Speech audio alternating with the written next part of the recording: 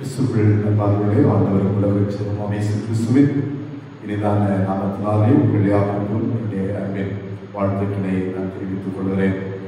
உடைய ஆண்டவர் கடந்த மாதங்களெல்லாம் நம்மை கண்ணடி போல பாதுகாத்து இன்னொரு புதிய மாதத்திலே ஆண்டவர் அழைத்து வந்திருக்கிறபடினாலே நம் ஆண்டவருக்கு நன்றி சொல்வோம். சென்ற நாட்கள், சென்ற வாரங்கள், சென்ற மாதம் எல்லாம் தேவன் நமக்கு நல்ல ஜீவன் தந்து, சுகம் தந்து நல்ல பாதுகாப்பை பராமரிப்பையும் தந்து கர்த்தர் நல்ல ஆசீர்வாதங்களினாலும் நன்மைகளினாலும் கர்த்தர் நம்மை நிரப்பை நடத்தி வந்தார். இதற்காக ஆண்டவருக்கு நன்றி சொல்லுவோம். இந்த புதிய மாதத்தையும் ஆண்டு நிச்சயமாக நமக்கு ஆசீர்வாதமாக மாற்றி தருவார் என்பதில் எந்த விதமான சந்தேகமில்லை. இந்த ஆண்டை கடவுள் நமக்கு ஒரு நன்மையின் ஆண்டாக ஆண்டவர் நமக்கு முடிசூட பண்ணியிருக்கிறார். இந்த ஆண்டிலே கடவுள் பண்ணின வாக்கு தத்துவம் இரட்டிப்பான நன்மைகளினால் நிரப்புவேன் என்பதுதான். ஆண்டவர் அப்படியே நம்முடைய வாழ்விலே அநேக நன்மைகளை நாம் காண கிருபை செய்திருக்கிறார். ஆண்டவர் அநேக நன்மைகளை நம்முடைய வாழ்விலே தந்து ஒருவேளை கடந்த நாட்களிலே, கடந்த ஆண்டுகளிலே தடைபெற்றிருந்த நன்மைகளையும் ஆசீர்வாதங்களையும் காணவும் ஆண்டவர் கிருபை செய்திருக்கிறார். அந்த ஆண்டவர் இனிமேலும் வரக்கூடிய நாட்களிலும் நம்முடைய வாழ்வில் இன்னும் நன்மைகளையும் ஆசீர்வாதங்களையும் தந்து கர்த்தரை நடத்துவார் என்பதிலே எதிர்மான சந்தேகமில்லை. இந்த புதிய மாதத்திலும் கடவுள் நமக்கு தருகின்ற இறை வார்த்தையை நாம் ஜெபத்தோடு கூட நாம் தியானிப்போம். நிச்சயமாக இந்த வசனம் நம்முடைய வாழ்விலே ஆசீர்வாதமாய் இருக்கும் என்பதிலே எந்த விதமான சந்தேகமும் இல்லை. இந்த மாதத்துக்கென்று ஆண்டவர் நமக்கு தருகின்ற இறை வாக்கு தத்துவம் உபாகமங்களின் புஸ்தகம், பழைய பாட்டிலே உபாகமங்களின் புஸ்தகம் 30ஆம் அதிகாரம் அவருடைய 5வது வசனம். உபாகமம் 30ஆம் அதிகாரம் அவருடைய 5வது வசனம் இவ்விதமாய் சொல்லுகிறது: உன் பிதாக்கள் சுதந்திரித்த தேசத்தை நீ சுதந்திரிக்கும்படி உன் தேவனாகிய கர்த்தர் அதில் உன்னை சேர்த்து உனக்கு நன்மை செய்து உன் பிதாக்களை பார்க்கிலும் உன்னை பெருக பண்ணுவார். இந்த வார்த்தையை தான் கடவுள் இந்த மாதத்திலே நமக்கு வாக்கு தத்தமாய் கொடுக்கிறார். குறிப்பாக இந்த வார்த்தையிலே நான் இவ்விதமாய் நான் வசனத்தை உங்களுக்கு நான் சுட்டி காட்ட விரும்புகிறேன். உன் தேவனாகிய கர்த்தர் உனக்கு நன்மை செய்து உன் பிதாக்களை பார்க்கிலும் உன்னை பெருக பண்ணுவார். இதுதான் கடவுள் இந்த மாதத்துக்கென்று நமக்கு கொடுக்கிற வாக்கு தத்தம். உன் தேவனாகிய கர்த்தர் உனக்கு நன்மை செய்து. இது நன்மையின் ஆண்டு. கடவுள் அநேக நன்மைகளை நமக்கு செய்திருக்கிறார். இனிமேலும் ஆண்டவர் செய்ய போகிறார். இந்த மாதத்திலும் கடவுள் நமக்கு நன்மைகளை ஆண்டவர் செய்ய போகிறார். எப்படிப்பட்ட நன்மைகளை செய்ய போகிறார் பாருங்க. உனக்கு நன்மை செய்து உன் பிதாக்களை பார்க்கிலும் உன்னை பெருக பண்ணுவேன். நம்முடைய வாழ்க்கையில பல காரியங்களில் பெருகக்கூடிய அளவிற்கு தேவன் நம்முடைய வாழ்க்கையில நன்மை செய்ய போகிறார்.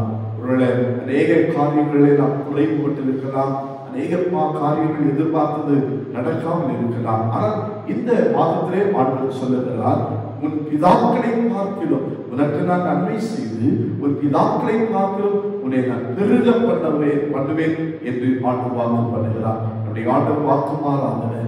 நம்முடைய ஆண்டவர் எதை சொன்னால் அதை செய்யக்கூடிய கடவுள். ஆண்டுடைய வார்த்தையை நாம் விசுவாசிக்கும் போது நிச்சயம் அந்த வார்த்தை நம்முடைய வாழ்க்கையில நிச்சயம் வந்து பலிக்கும். ஆகவே இந்த மாதத்திலும் கடவுள் தந்த இந்த வார்த்தையின்படியே கடவுள் நமக்கு நன்மை செய்து நம்மை பெருக பண்ணுகின்ற ஆண்டவராய் இருக்கிறார். நம்முடைய தேவனுடைய விருப்பம் எல்லாம் அவருடைய பிள்ளைகளாகிய நம்மை ஆசீர்வதித்து நம்மை பெருக பண்ண வேண்டும் என்பதுதான் தேவனுடைய விருப்பமாய் இருக்கிறது. நாம் வேதத்தை நாம் வாசிக்கிறதாகளிலே ஆதியாகமத்தின் புஸ்தகத்தில் இருந்து கடவுள் இந்த பூமியை உருவாக்கின நாள் முதல் கொண்டு மனிதனுடைய வாழ்க்கையில மனிதன் எல்லாவற்றிலும் பெருகி இருக்க வேண்டும், எல்லாவற்றிலும் ஆசீர்வாதமாய், எல்லாவற்றிலும் நன்மையை சோதரித்துக் கொள்ளக்கூடியவனாய் இருக்க வேண்டும் என்பதுதான் தேவனுடைய திட்டமாய் இருக்கிறது. நீங்கள் ஆதியாகமத்தின் புஸ்தகத்தை கூட நாம் வாசிக்கிறதால் வெளியிலே அவருடைய 1ஆம் அதிகாரத்திலேயே நாம் பார்க்கும்போது ஆண்டவர் ஆதியிலே இந்த உலகத்தை எல்லாம் படைத்து இறுதியாக கடைசியாக மனிதனை ஆண்டவர் படைக்கின்றார். படைப்பின் மகுடம் மனிதன் என்று சொல்லலாம். அவ்வளவு நேர்த்தியாய் ஆண்டவர் மனிதனை படைத்து மனிதனுடைய வாழ்க்கையிலே ஆண்டவர் அவனுக்கு கொடுத்த முதல் ஆசீர்வாதமே ஒரு பெருக்கத்தின் ஆசீர்வாதம் தான். நீங்கள் ஆதியாகமத்தின் புஸ்தகம் 1ஆம் அதிகாரம் 28ஆம் வசனத்தை வாசிக்கும் போது அந்த வசனம் இவ்விதமாய் சொல்லுகிறது: பின்பு தேவன் அவர்களை நோக்கி, நீங்கள் பருகி பெருகி பூமியை நிரப்பி அதை கீழ்ப்படுத்தி சமுத்திரத்தின் மச்சங்களையும் ஆகாயத்து பறவைகளையும் பூமியின் மேல் நடமாடுகிற சகல ஜீவ ஜந்துக்களையும் ஆண்டு கொள்ளுங்கள் என்று சொல்லி தேவன் அவர்களை ஆசீர்வதித்தார். ஆண்டவர் இங்கே ஆதி மனிதனுக்கு கொடுக்கக்கூடிய ஒரு ஆசீர்வாதமும் அது ஒரு பெருக்கத்தின் ஆசீர்வாதம். ஆண்டவர் அவர்களை நோக்கி சொல்லுகிறார், நீங்கள் பலுகி பெருகி, நீங்கள் பலுகி பெருக வேண்டும் என்பதுதான் தேவனுடைய திட்டம். தேவன் இந்த உலகத்திலே நம்மை படைத்த நோக்கமே அதுதான்.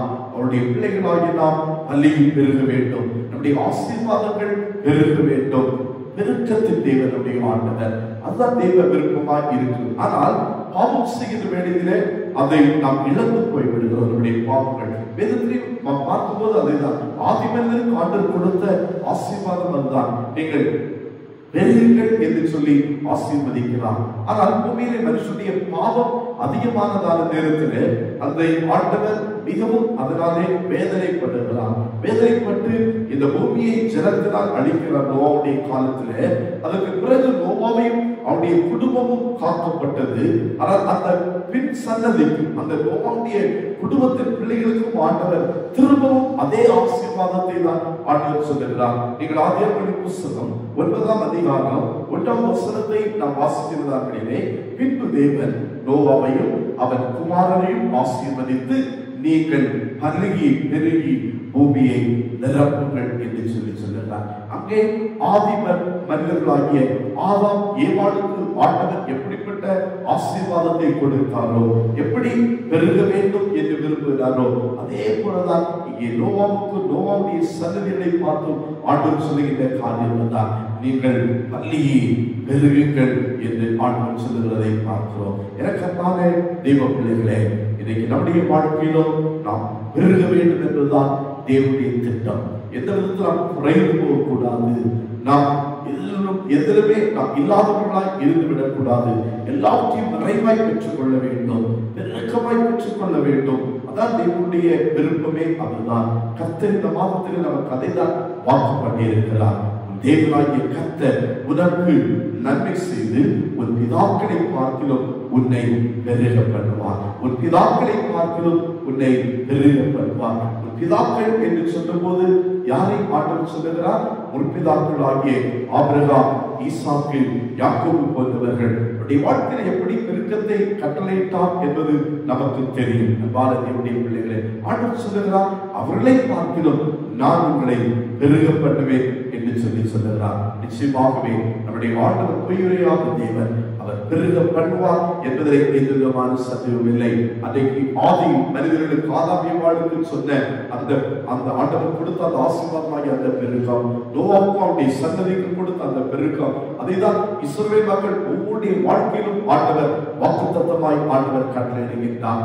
நீங்களும் பலுகி பெருகுவீர்கள் என்பதுதான். குறிப்பாக லேவியராகமனுடைய புத்தகத்தை நீங்கள் வாசிக்கிறதா வேளையிலே ஆண்டவர் அங்கே அநேக ஆசீர்வாதங்களை தேவன் தம்முடைய பிள்ளைகளுக்கு ஆண்டவர் கொடுக்கின்றதான வேளையிலும் அங்கேயும் ஆண்டவர் சொல்லும்போது அது 26ஆம் அதிகாரத்திலே லேவியராகமனுடைய புத்தகம் 26ஆம் அதிகாரத்தை வாசிக்கிறதே 26ஆம் அதிகாரம் 9வது வசனத்திலே தேவன் இவ்விதமாய் சொல்லுகிறார். லேவியராகமம் 26ஆம் அதிகாரம் அவருடைய 9வது வசனத்திலே தேவன் சொல்லும்போது அங்கேயும் அந்த பெருக்கத்தை குறித்து ஆண்டவர் சொல்லுகிறதை பார்க்கிறோம். சொல்லுகிறார், நான் உங்கள் பேரில் உங்கள் மேல் கண்ணோக்கமாயிருந்து உங்களை பலுகவும் பெருகவும் பண்ணி உங்களோட என் உடன்படிக்கையை திடப்படுத்துவேன். எனக்கு அன்பான தெய்வங்களே, நான் உங்கள் மேல் கண்ணோக்கமாயிருந்து உங்களை பலுகவும் பெருகவும் பண்ணி, அவருடைய விருப்பம் எல்லாம் நம்ம பெருக வேண்டும், எல்லாவற்றிலும் பெருக வேண்டும். கிழக்கையும் மேற்கையும் வடக்கையும் தெற்கையும் எல்லா திசைகளிலும் நாம் பெருக வேண்டும். நம்முடைய ஆசீர்வாதங்கள் பெருக வேண்டும். அதுதான் தேவனுடைய விருப்பமாய் இருக்கின்றது. ஆண்டவர் அதை தான் இஸ்ரவேல் ஜனங்களுக்கும் சொல்லுகிறார், நான் உங்கள் மேல் கண்ணோக்கமாயிருந்து உங்களை பலுகவும் பெருகவும் பண்ணி உங்களோட என் உடன்படிக்கையை திடப்படுத்துவேன். திடப்படுத்தி என்ன செய்வேன்? அடுத்த வசனம் 26ஆம் அதிகாரத்தினுடைய 10வது வசனத்தை வாசிக்கும் போது, போன வருஷத்து பழைய தானியத்தை சாப்பிட்டு புதிய தானியத்துக்கு இடம் உண்டாகும்படி பழையதை விலக்குவீர்கள். பாருங்க, நம்முடைய வாழ்க்கையில் ஒரு பெருக்கம் வரும்போது, தேவன் ஆசீர்வதித்து நம்மை பெருக பண்ணும்போது பழையதுக்கெல்லாம் இடமே இல்லை. ஆண்டு புதிய காரியங்களை செய்கின்றான். புதிய ஆசீர்வாதங்கள், புதிய நன்மைகள், புதிய கிருபைகள் நம்மை தொடரக்கூடியதாக இருக்கின்றது. தேவனுடைய விருப்பம் எல்லாம் அதுதான். அவருடைய பிள்ளைகளாகிய நாம் எல்லாவற்றிலும் பல்கி பெருக வேண்டும். அதுதான் ஆண்டவர் நமக்கு செய்யக்கூடிய நன்மை. இந்த வருஷத்திலே ஆண்டவர் நமக்கு நன்மையின் ஆண்டு என்று சொல்லியிருக்கிறார். ஆண்டவர் நன்மை செய்யும் போது நம்முடைய வாழ்க்கையில் பெருக்கம் உண்டாகும். தேவன் நன்மை செய்வார் என்று சொன்னால் நிச்சயம் நம்முடைய வாழ்க்கையிலும் ஆசீர்வாதத்தின் நிறைகள் எல்லாம் பெருகும் என்பதிலே எந்த விதமான சந்தேகமில்லை. ஆகவே கடவுள் அதை தான் நமக்கு இந்த மாதத்திலும் வாக்குத்தத்தமாய் ஆண்டவர் சொல்லுகிறார். ஒரு தேவனாகிய கர்த்தர் உனக்கு நன்மை செய்து உன் பிதாக்களை பார்க்கிலும் உன்னை பெருக பண்ணுவார். எதிலெல்லாம் தேவன் பெருக பண்ணுவார் என்பதை குறித்தும் ஆண்டவர் அங்கே அழகாக சொல்லி இருக்கிறதை நாம் பார்க்கிறோம். குறிப்பாக உபாகமங்களின் புஸ்தகத்தை நீங்கள் வரும்போது, உபாகம புஸ்தகத்திலே அந்த இஸ்ரவேல் ஜனங்களுக்கு ஆண்டவர் கொடுக்கிற ஆசீர்வாதங்கள், ஆண்டவர் கொடுக்கிற நன்மைகள், தேவன் கொடுக்கிற வாக்குத்தத்தங்கள் அநேக நம்ம பார்க்க முடியும். ஒரு சில வசனங்களை நான் உங்களுக்கு சுட்டி காட்ட நான் விரும்புகிறேன். எதிலெல்லாம் தேவன் நம்மை பெருக பண்ணுகிறார். நம்முடைய பிதாக்களை பார்க்கணும், நான் உங்களை பெருக பண்ணுவேன் என்று வாக்கு பண்ணுகின்ற ஆண்டவர் எதிலெல்லாம் பெருக பண்ணுகிறார் தெரியுமா? உபாகமங்களின் புஸ்தகம் 7ஆம் அதிகாரம் 13வது வசனத்தை நாம் வாசிக்கும் போது, அந்த வசனத்திலே நாம் பார்க்கிற பிரகாரமாக உன் ஆடு மாடுகள் திரட்சியாகி உனக்கு வெள்ளியும் பொன்னும் பெருகி உனக்கு உண்டானவைகள் எல்லாம் வர்த்திக்கும் என்று சொல்லுகிறதை நாம் பார்க்கின்றோம். உனக்கு எல்லாம் வர்த்திக்கும். 8ஆம் அதிகாரம் 13வது வசனம் சரியா? 8ஆம் அதிகாரம் 13வது வசனம் சொல்லுது, உன் ஆடு மாடுகள் திரட்சியாகி. சரியா? ஆடு மாடுகளின் பெருக்கம். நீங்கள் 1ஆம் அதிகாரம் 7ஆம் அதிகாரத்தில் நம்ம வாசிக்கிற வேளையிலும், 7ஆம் அதிகாரத்தினுடைய அந்த 13வது வசனத்திலே நம்ம வாசிக்கிறதா வேளையிலும் அதை தான் நாம் பார்க்க முடியும். அங்கே சொல்லப்படுகிறது, உன்மேல் அன்பு வைத்து உன்னை ஆசீர்வதித்து உனக்கு கொடுப்பேன் என்று உன் பிதாக்களுக்கு ஆணையிட்டு கொடுத்த தேசத்தில் உன்னை பெருக பண்ணி எதெல்லாம் பெருக பண்ணுகிறார் பாருங்கள். உன் கற்பத்தின் கனியையும் உன் நிலத்தின் கனிகளாகிய உன் தானியத்தையும் உன் திராட்சரசத்தையும் உன் எண்ணெயையும் உன் மாடுகளின் பலனையும் உன் ஆட்டு மந்தைகளையும் ஆசீர்வதிப்பார். என கர்த்தரான தேவ பிள்ளைகளே, நம்முடைய ஆண்டு பெருக்கத்தில் ஆண்டவர் எதிலெல்லாம் பெருகப்படுகிறாரா பாருங்க. முதலாவது, உன் கற்ப கனியை நான் பெருக பண்ணுவேன். கற்பத்தின் கனி என்பது பிள்ளைகள். நம்முடைய பிள்ளைகளுடைய வாழ்க்கையிலே கர்த்தர் பெருக்கத்தை கட்டளையிடுகிறார். பிள்ளைகளுடைய கல்வியில பெருக்கம், உயர்ந்த கல்விகளை படிக்க ஆண்டவர் உதவி செய்வார். பிள்ளைகளுடைய வேலைகளில பெருக்கம், பிள்ளைகளுடைய குடும்ப வாழ்க்கையில பெருக்கம், ஆசீர்வாதங்களை ஆண்டவர் பெருக பண்ணுவார் என்பதில் எந்த விதமான சந்தேகமில்லை. அன்றைக்கு இஸ்ரவேல் ஜனங்களுக்கு ஆண்டவர் சொன்னதை ஆண்டவர் செய்தார். அதேதான் இங்கே நமக்கு சொல்லப்பட்டிருக்கிறது. உன் கற்பத்தின் கனியை ஆண்டவர் பெருக பண்ணுவேன் என்று சொல்லுகிறார். இரண்டாவது சொல்லுகிறார், உன் நிலத்தின் கனிகளாகிய உன் தானியத்தையும் உன் திராட்சரசத்தையும் உன் எண்ணெயையும் நான் பெருக பண்ணுவேன். இது நம்முடைய அனுதின வாழ்விலே நமக்கு தேவையானவைகள். நாம் உண்பதற்கும் புசிப்பதற்கும் குடிப்பதற்கும் நாம் உயிர் வாழ்வதற்கும் வேண்டியவைகள். இன்னைக்கு உலகத்திலே மனிதனை பார்க்கும்போது இதற்காக தான் மனிதன் ராப்பகலாக பிரயாசப்படுகிறான், உழைக்கின்றான். ஆண்டவர் சொல்லுகிறார், எல்லாம் நான் ஆசீர்வதிப்பேன். உன் நிலத்தின் கனியாகிய உன் தானியத்தையும், அதாவது நம்முடைய உழைப்புகள், நம்முடைய வேலைகள், இவைகளை ஆண்டவர் ஆசீர்வதித்து பெருக பண்ணுகிறவராய் இருக்கிறார். அது மாத்திரமல்ல, அடுத்து சொல்லப்பட்டிருக்கிறது, உன் மாடுகளின் பலனையும் உன் ஆட்டு மந்தைகளையும் ஆசீர்வதிப்பார். நீங்கள் பழைய பாட்டின் காலத்திலே ஒரு மனிதனை ஐஸ்வர்யவான் இதை சொன்னால், ஒரு மனிதன் ஆசீர்வாதமானவன் என்பதை எதனால் வைத்து பார்க்க முடியும் என்று சொன்னால், அவருடைய ஆடு மாடுகளின் பெருக்கத்தை வைத்துதான் பார்க்க முடியும். ஆண்டவர் சொல்லுகிறார், உன்னுடைய சன்னதிகள், உன்னுடைய கற்பத்தின் கனிகள் பெருகும். அது மாத்திரமல்ல, உன்னுடைய உழைப்பு பலன் பெருகும். அதோடு கூட ஆண்டவர் சொல்லுகிறார், இந்த உலக ஆசீர்வாதங்கள் உன்னுடைய வாழ்க்கையில பெருகும். அன்றைக்கு ஒரு மனுஷனை செல்வந்தன், செல்வ சீமான் என்று அடையாளம் காட்டுபவை அவனுக்கு இருந்த ஆடு மாடுகளின் எண்ணிக்கை தான். ஆண்டவர் அப்படிதான் இந்த மாதத்தில் சொல்லுகிறார், எல்லாவற்றிலும் ஒரு பெருக்கத்தை உங்களுக்கு கட்டளையிடுவேன் என்று சொல்லுகிறார். சொல்லிட்டுதான் அடுத்த அதிகாரம் 8ஆம் அதிகாரம் 13வது வசனத்தில் அங்கேயும் சொல்லும்போது சொல்லுகிறார், உன் ஆடு மாடுகள் திரட்சியாகி உனக்கு வெள்ளியும் பொன்னும் பெருகும். அதுங்க இன்னைக்கு மனுஷன் வாசிப்பதெல்லாம் அதுதான். இன்னைக்கு குறிப்பாக உலகத்து மனிதர்களை பார்க்கும்போது செல்வங்களை சேர்க்க வேண்டும் என்ற ஒரு எண்ணம். ஒரு மனிதனிடத்தில் நிறைய வெள்ளியும் பொன்னும் இருக்கும் என்று சொன்னால் அவன் பெரிய செல்வந்தன், அவன் தான் ஆசீர்வதிக்கப்பட்டவன் என்று சொல்லி நம்ம எண்ணிக்கொள்கிறோம். கர்த்தர் சொல்லுகிறான், இங்கே ஆண்டவர் அதையும் நமக்கு வாக்கு பண்ணுகிறான், உனக்கு வெள்ளியும் பொன்னும் பெருகும். உன்னுடைய ஆண்டவர் பெருக்கத்தின் ஆண்டவர். கர்த்தர் சொல்லுகிறான், உனக்கு நன்மை செய்து உன் பிதாக்களை பார்க்கிறோம் உன்னை பெருக பண்ணுவேன். உனக்கு நன்மை செய்து உன் பிதாக்களை பார்க்கிறோம் உன்னை பெருக பண்ணுவேன். உன் கற்பத்தின் கனி உன் பிள்ளைகளுடைய வாழ்க்கையில பெருக்கம் உண்டாகும். உன் நிலத்தில் கனி ஆசீர்வதிக்கப்படும். உன் உழைப்பிலே ஒரு பெருக்கம் உண்டாகும். நீங்கள் செய்கின்ற வேலையிலே ஒரு பெருக்கம் உண்டாகும். உன்னுடைய தேவைகள் உன்னுடைய ஆசீர்வாதங்கள் பெருகும். அது மட்டுமல்ல, இந்த உலக ஐஸ்வர்யங்கள் பெருகும். இந்த உலக ஐஸ்வர்யங்கள் பெருகும். இந்த உலக ஆஸ்தி பெருகும். இந்த உலகத்தில் உங்களுடைய அந்தஸ்து பெருகும். தேவன் எல்லாவற்றையும் பெருக பண்ணுகின்ற ஆண்டவராய் இருக்கிறார். ஆகவே நம்முடைய தேவன் துணையுரையாத தேவன், அவர் பெருக்கத்தின் தேவன், அவர் பெருக்கத்தின் தேவன். இந்த மாதத்திலும் கடவுள் நமக்கு தருகின்ற வார்த்தையினை, உன் தேவனாகிய கர்த்தர் உனக்கு நன்மை செய்து, உனக்கு நன்மை செய்து. தேவன் நம்முடைய வாழ்க்கையில் நமக்கு நன்மை செய்யும் போதுதான் நம்முடைய வாழ்க்கையில பெருக்கம் உண்டாகும். அது ஆண்டவர் செய்கிற ஒரு பெரிய நன்மை. ஆண்டவர் சொல்றார், உனக்கு நன்மை செய்து உன் பிதாக்களை பார்க்கிலும் உன்னை பெருக பண்ணுவேன். உன் பிதாக்களை பார்க்கிலும் உன்னை பெருக பண்ணுவேன். எனக்கு அன்பான தேவ பிள்ளைகளே, தேவனுடைய வார்த்தையை விசுவாசிப்போம், ஆண்டவருடைய வார்த்தையை நம்புவோம். இன்னைக்கு ஒருவரை விடுக்கப்பட்ட சூழ்நிலை இருக்கலாம், ஆசீர்வாதம் இல்லாத நிலைமையில இருக்கலாம், பிள்ளைகளுடைய வாழ்க்கையிலே ஒரு நன்மையை காண முடியவில்லை என்று சொல்லக்கூடிய ஏக்கத்தோடு கூட இருக்கலாம். என்னுடைய உழைப்பிலே ஒரு பலனை நான் அனுபவிக்க முடியவில்லையே, எந்த ஒரு ஆசீர்வாதம் வளர்ச்சியும் இல்லை என்று சொல்லி கவலைகளோடு கூட இருக்கலாம். இந்த உலகத்திலே நான் ஒரு என்னுடைய அந்தஸ்து பெருகவில்லையே என்று சொல்லக்கூடிய வேதனையோடு கூட இருக்கலாம். கர்த்தர் சொல்லுகிறார், எல்லாத்துக்கும் உங்களுக்கு பெருக்கம் உண்டாகும்.